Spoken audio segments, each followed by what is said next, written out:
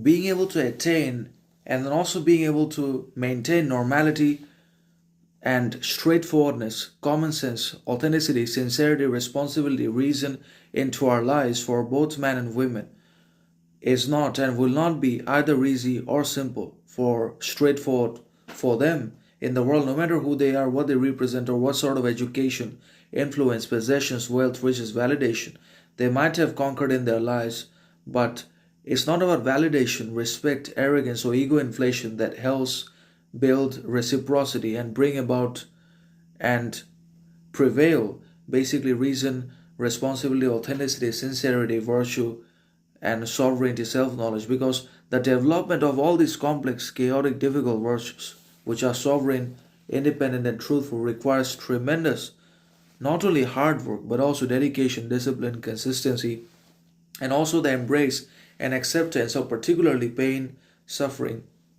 misery, betrayal, and all the other bad things in life in one way or another, because then only we're going to learn, progress, grow in absolutely positive, productive, critical, reasonable, sincere directions. Because pain is the real game changer, and when we avoid pain, or if we always part ways with pain, suffering, sorrow in exchange for validation,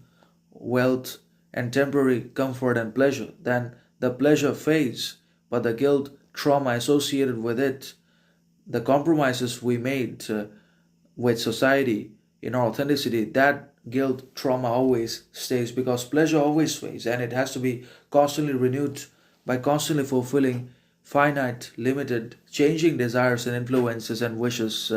which is rampant in the human beings. But the kind of pleasure, validation, and true attention we're given or we manage to achieve is temporary, aimless, insignificant, because we have already parted ways with certain aspects of our character and vital characteristics for that validation, and it fades with time because validation continues to shift. Whatever we have today, we won't have tomorrow. The people will withdraw their validation from ourselves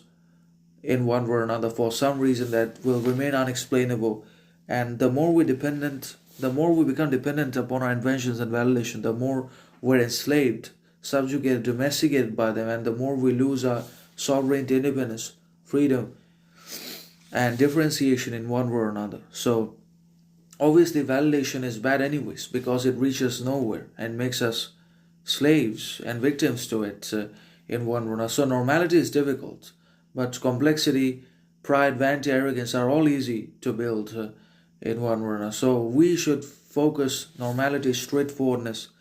and groundedness, humility,